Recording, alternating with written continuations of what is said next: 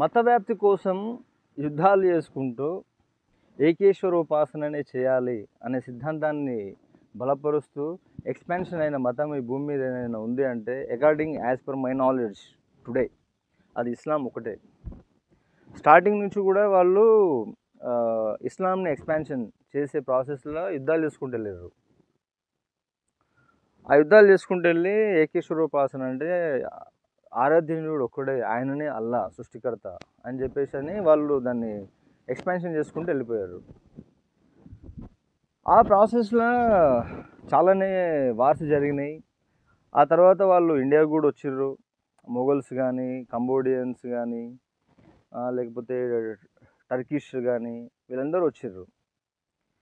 అయితే ఇప్పుడు భారతదేశాన్ని మళ్ళీ ఇప్పుడు రాజ్యాధికారంలోకి తీసుకోవడం టెర్రరిస్టులకు పాసిబుల్ అవుతుందా?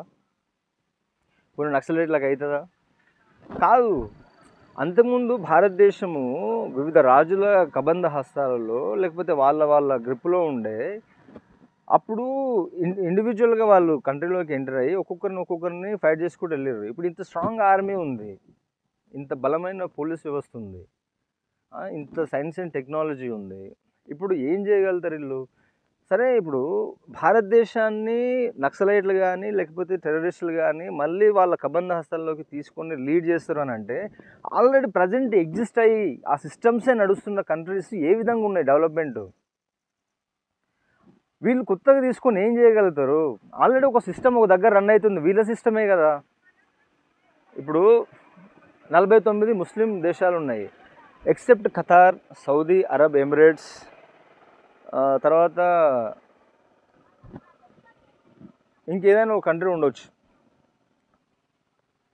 కువైట్ ఉంది, బహ్రెయిన్ ఉంది.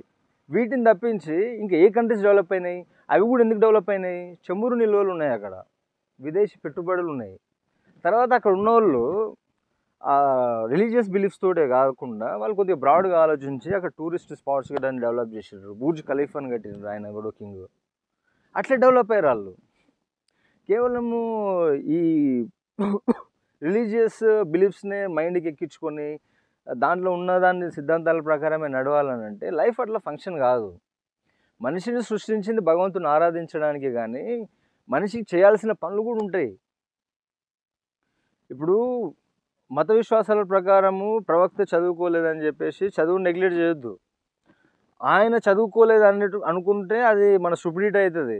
అంత ఇంటెలిజెంట్ పర్సన్ ఎవడు ఉంటాడు? ఆయన ప్రొఫెసర్లకి ప్రొఫెసర్. ఆయన అంత పెద్ద బుక్ని ఆయన మెమరైజ్ చేసుకొని చెప్పగలిగిందంటే ఆయనకి ఎంత